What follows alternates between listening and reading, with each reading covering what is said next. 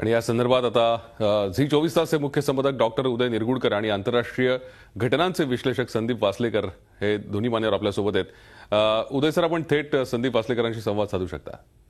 संदीप वासलेकर, आता आपण जिनेवामध्ये आहात आणि संपूर्ण युरोप काय संपूर्ण जग ढवळून टाकणारी घटना घडून आता काही तास झालेले आहेत। आजचा दिवस युरोपमध्ये उजाडला तो ही अशा प्रकारची भयानक बातमी घेऊन आपण अनेक देशांच्या प्रमुखांबरोबर आता आहात। आता तिकडे काय स्वरूपाची चर्चा सुरू आहे पॅरिस मधल्या अटॅक बद्दल? उदय, मी सकाळपासून जिनेवामध्ये बऱ्याच राष्ट्रांच्या प्रमुखांबरोबर आणि इतर नेत्यांबरोबर चर्चेमध्ये आहे। अर्थात त्या चर्चेचा प्रामुख्याने विषय दुसरा होता, पण आता पॅरिसमध्ये हा प्रकार झाल्यानंतर काही प्रमाणामध्ये तो पण विषय चर्चेमध्ये आलेला आहे। आणि सर्वसाधारणपणे जे वरिष्ठ नेते आहेत की ज्यांना युरोपमध्ये खूप मान आहे, त्या सर्वांचं असं म्हणणं आहे की हा जो माणुसकीवरती हल्ला झालेला आहे त्याचा निषेध तर करणं साहजिकच आहे, परंतु ह्याला जे उत्तर द्यायचं आहे ते समजून सांभाळून उत्तर दिलं पाहिजे। घाईघाईमध्ये जसं जॉर्ज बुश यांनी वॉर ऑन टेरर सुरू केलं होतं तसं करून तसं जर केलं तर ते अनुचित होईल। आणि त्याच्यामुळे माझ्या अंदाजे आता युरोपमधल्या बऱ्याच नेत्यांची आपापसामध्ये चर्चा चालू आहे। काय झालं की जे 8 अतिरेकी होते त्यांनी तर स्वतःचाच आत्मघात करून घेतला तिथे, पण त्यांचे अकम्प्लिसेस कोण आहेत, त्यांचे साथीदार कोण आहेत त्याचा शोध चालू आहे। फ्रान्सच्या बॉर्डर सगळ्या बंद आहेत। मी जिनेवावरून हार्डली 5-6 किलोमीटरवरती फ्रान्सची बॉर्डर आहे, ती बंद आहे कारण काही फ्रान्समधून लोक आमच्याकडे येणार होते, ते आता दुसऱ्या मार्गाने यायचा प्रयत्न करतायत।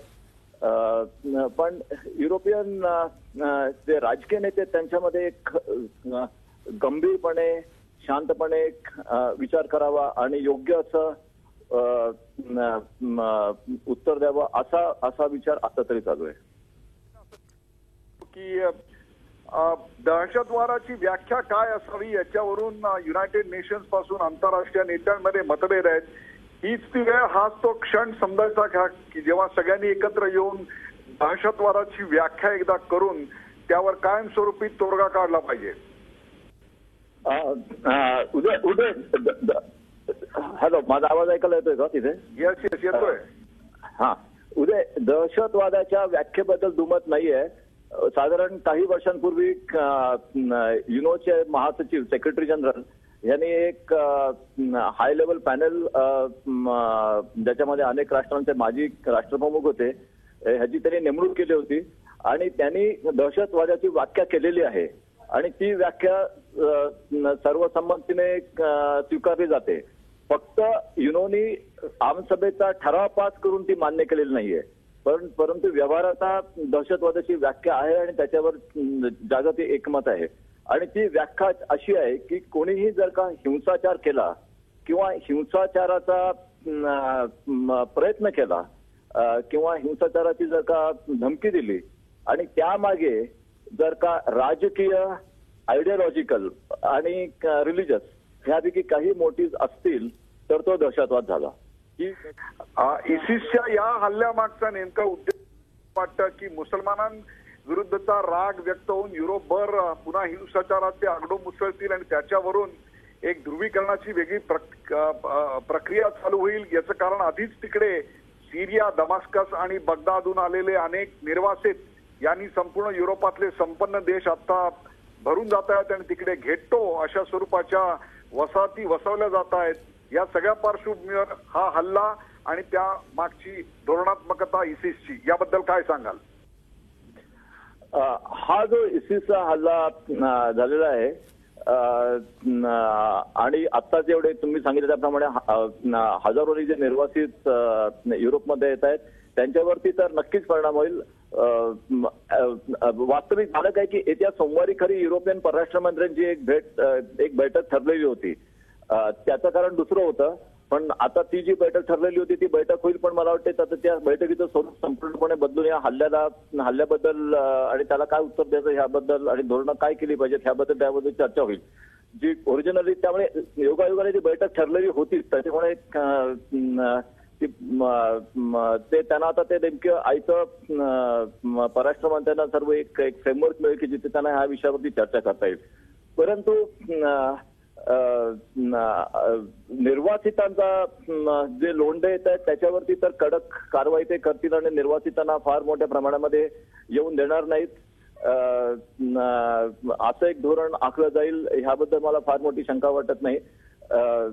दुसरं म्हणजे युरोपचे जे शेंगेन जे रूल्स आहेत की ज्यामुळे युरोपच्या अनेक देशांना 21 देशांना मिळून एक कॉमन व्हिसा मिळतो, ती शेंगेनची योजना कदाचित धोक्यामध्ये येऊ शकते. कदाचित त्याबद्दल थोडाफार फेरविचार होऊ शकतो.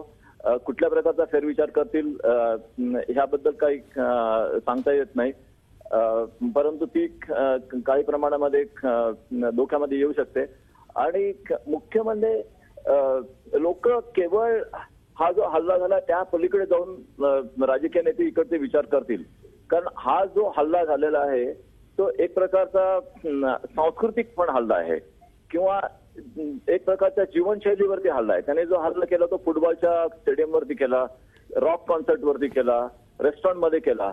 म्हणजे थोडक्यात आयसिसला असं म्हणायचं की ही जी तुमची जीवन पद्धती आहे, पाश्चात्य जीवन पद्धती आहे, त्यावरती आम्ही हल्ला करतोय आणि ती नष्ट करण्याचा आम्ही प्रयत्न करणार. तर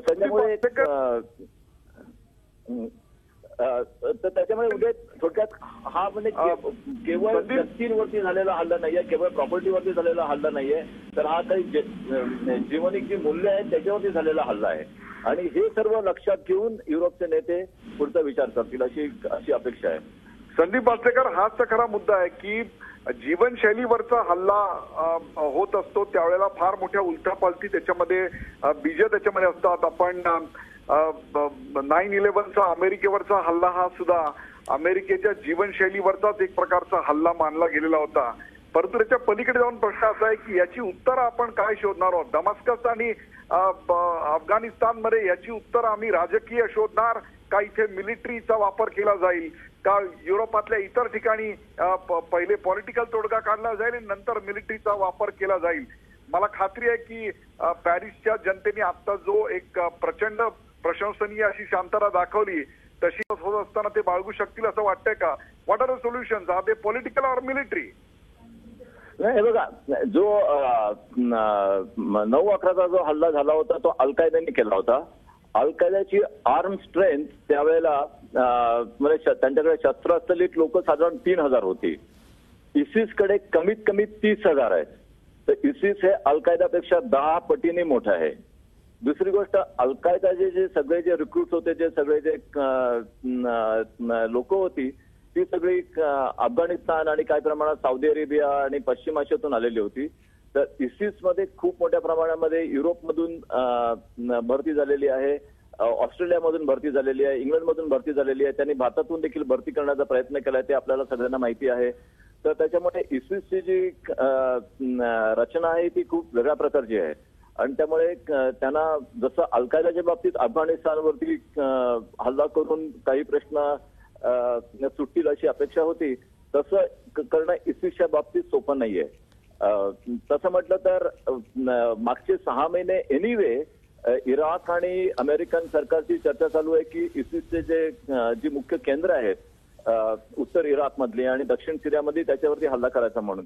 ह्याविषयी साधारण 6-7 महिन्यापूर्वी निर्णय घेतला होता, पण त्यांची तयारी पूर्ण झालेली नव्हती, कारण ते हल्ले त्यांनी अजून सुरू केलेले नाहीयेत. माझ्या अंदाजे ते हल्ले जुलै-ऑगस्ट मध्ये होणार होते, पण अजून ते झालेले नाहीये. त्याचा अर्थ त्यांची तयारी पूर्णपणे झालेली नसणार. त्यामुळे हे म्हणजे कालचा हल्ला लक्षात न घेता देखील हा निर्णय त्यांनी आधीच केला होता. आता तो कदाचित निर्णय ते अधिक तीव्रतेने पुढे नेतील आणि इसिसवरती हल्ला ते सुरू करतील. परंतु इसिसचे अनुयायी जसे पॅरिसमध्ये आहेत तसे ते कोपनहेगनमध्ये आहेत. मागे तुम्हाला आठवत असेल उदय की कोपनहेगनमध्ये पण थोड्या छोट्या प्रमाणावरती हल्ला झाला होता. लंडनमध्ये तर खूप मोठ्या प्रमाणावरती आहेत, जर्मनीमध्ये असतील. तर त्यांना ह्या सगळ्या गोष्टींचा त्यांना विचार करायला लागेल आणि मला वाटतं ते थोडं समजून ते ठरवतील की काय करायचं म्हणून. आता जेव्हा चार्ली हेब्दोचा ज्या वेळेला हल्ला झाला होता जानेवारीमध्ये, त्यावेळेला योगायोगाने मी दुसऱ्या दिवशी पॅरिसमध्ये होतो, केवळ योगायोगाने. आणि त्या रविवारी 1-2 दिवसांनी तिथे एक शांतता मोर्चा निघाला होता आणि त्याच्यामध्ये 10 लाख पॅरिसचे लोक त्यांनी भाग घेतला होता. आणि मी त्या मोर्चामध्ये अगदी बाजूने मी चालत होतो आणि बघत होतो. तर तेव्हा कुठेही कोणी कुठल्याही धर्माबद्दल कुठल्याही व्यक्तीबद्दल द्वेषाचा एकही फलक लावलेला नव्हता. किंवा एकही घोषणा केलेली नव्हती. तर ती म्हणजे त्या मोर्चामध्ये मी प्रत्यक्ष बघितलेलं आहे की त्यावेळेला संपूर्ण रोख पॅरिसच्या लोकांचा युनिटी आणि लिबर्टी ह्या 2 शब्दांवरती होता. आता हे झालं बरोबर आहे. जानेवारीमध्ये. आता ह्या हल्ल्याला ते काय उत्तर देतील हे थोडं बघितलं पाहिजे. आपण म्हणजे घाईघाईने निष्कर्ष काढू शकत नाही. धन्यवाद संदीप वासलेकर आमच्याशी या सविस्तर चर्चेबद्दल. झी 24 तास रहा एक पाऊल पुढे.